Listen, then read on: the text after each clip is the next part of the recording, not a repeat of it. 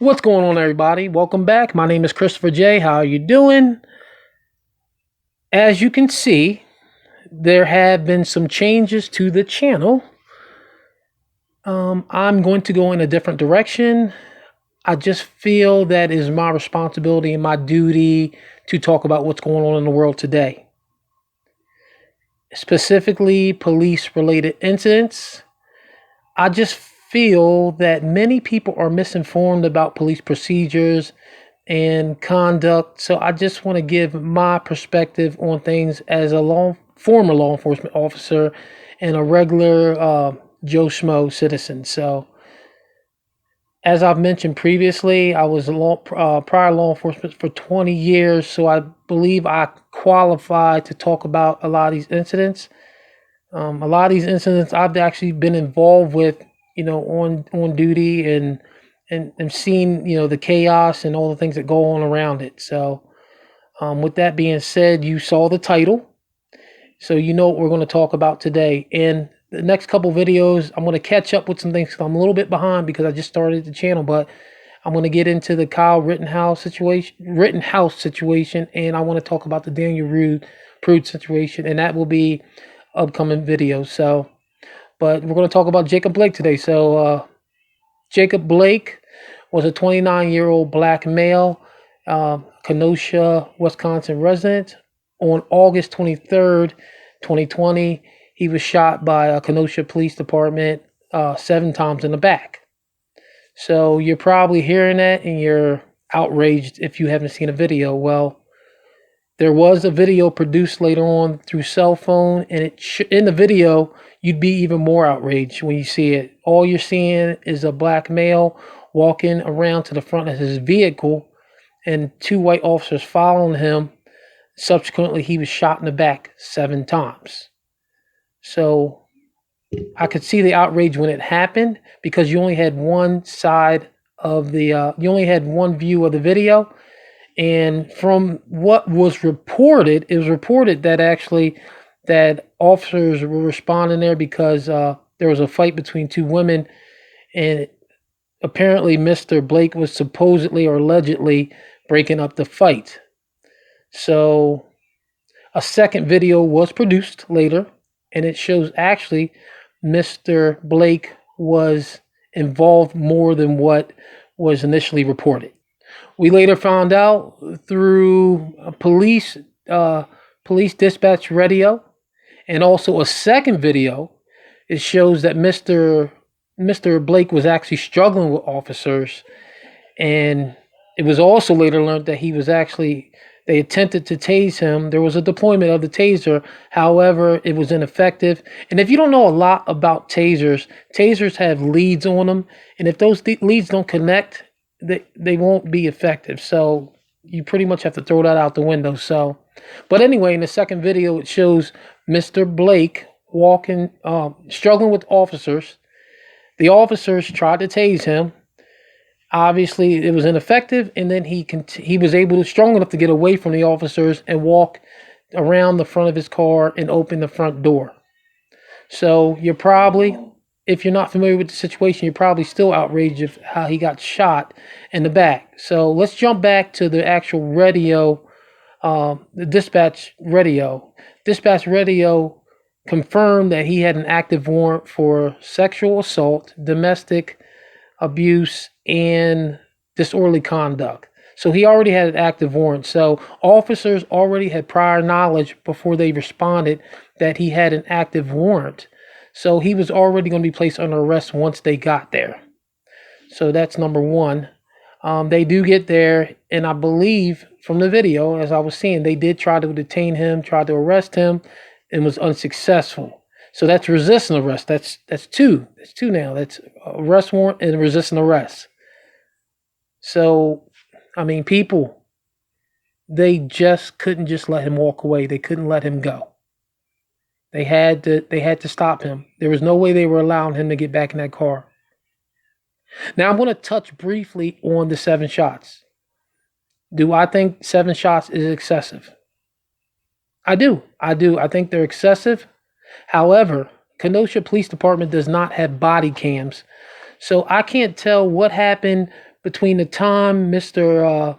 Blake got into his opened his door and the officer encounter. So, and I will tell you, like I said, I will tell you this, that in the academy we are taught to shoot the threat until there is no more. So I don't know what happened in between the car and all that, but Mr. Blake was shot and he was subsequently stopped and detained. So, and I know a lot of people watch the video, seeing him being put in handcuffs, but that's just protocol. That's what they have to do once he is shot. They have to detain him. He was treated medically. He was transferred to the hospital. Subsequently, it was learned that Mr. Blake was paralyzed from his waist down. And that's just very unfortunate. As a father, I am happy that he is alive, and I'm happy he will be able to see his kids grow. However, I think he escalated the situation. And I know a lot of you guys are going to say, well, why did he have to stop? Well, I just told you he had a warrant for his arrest, and he also resisted arrest. So at that point, he was not allowed to leave. He obviously knew he was being placed under arrest. I mean, that common sense would tell you that once you get in a struggle with the police officers. So he escalated the situation and he ended up getting shot. It's unfortunate it happened, but it did. So now he's in the hospital. Now, I did find out later on that in the news they were saying that his charges were vacated. However, I did a little bit of research and I found out that the actual warrant was vacated. He still has those 3 charges. So on September 4th, what happened is that he did a virtual court proceeding and he pled not guilty to those charges. So currently he does have those active charges. So, my whole issue with this thing is all he had to do was comply. And I know there's going to be people out there saying he didn't have to comply, but listen up, people. I'm 44 years old. I've dealt with police officers before. I've dealt police officers in that situation where they've told me to stop. And I'm alive here. I'm 44 years old and alive. So your chances of survival are a lot greater if you just comply versus if you just ignore what the officer is saying, you keep walking. That's just my general opinion on this. So, but I mean, there's a lot more to discuss about this as time goes on with the court case and stuff. So we're going to see what happens with that. But I just want to leave a note. I want to leave a thought to you guys, okay? All you guys that are backing Mr. Blake, I want to leave a thought to you, okay? Mr. Blake now has a GoFundMe account that has reached $2.5 million in climbing still. Okay? Just think about that, okay? Mr. Blake has professional teams wearing with his name displayed on their jerseys in support of him. That's number 2, okay? So just think about that. Just think about this. Did any of you guys have daughters? Do you guys have daughters, okay? Just think about his victim from his case. Just think about that. Think about how she's sitting there watching all this happen. He's getting praise. The NBA is doing, they're boycotting games and stuff. Just think if you had a daughter, if she was the one that was the victim of him, what would happen? So, and I don't know Mr. Blake. Obviously his criminal history has been displayed all over the place. He has, he knows police officers very well in that area. So it's, it was common knowledge to officers who he was. So let's not make him out to be some martyr, some saint. He's not, okay? And I'm going to tell you this too. I think that a lot of these professional athletes that back him originally, once they find out the whole situation, they need to recant what they said. It's not fair to just go ahead and just automatically assume the worst. What I tell people all the time is when you have situations like this, you need to wait a couple of days before all the evidence comes out and then come and say something. See, once I found out that he was tased, once I found out that he was under arrest, all those components in itself, I knew then that this shooting was going to end up being justified. And they're still investigating everything. So, but I want to know what you guys think. I really do. I know this has happened 3 weeks ago, probably 18 days ago now. But I wanted to give my take on it. I'm seeing a lot of people on social media, back in Mr. Blake still. I'm seeing a lot of protesting going on, and I'm not going to talk about the group that's protesting or groups because I don't want to get this video flagged. But just think about how these families feel. I understand that Mr. Blake's family is upset, but they also have to look at the other side of this as well too. Their loved one didn't comply with the law, and they had to stop him from entering that car. What happens if he gets in that car? Did you guys ever think about that? What happens if he gets in that car? What's going to happen?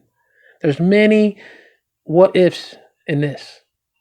So unfortunately, he was shot, but he just didn't listen, and that's what happens. That's what happened. And they did everything they were supposed to do. They went from the force from taser to they pretty much tried to go hands on with him. Then they tased him, and then it escalated to lethal force. So they went the steps and did everything they were supposed to do. So they have to go home every night too. If Mr. Blake would have just stopped, he probably would be either in jail right now or home with his kids and have his use of his legs. So, but anyway, I'm going to get out of here. My next video is going to be about the Kyle Rittenhouse situation. And as I said before, I'm not going to pull any punches. I'm not here to make friends. I'm here to just give my honest opinion on these situations and let me know what you think. So, peace.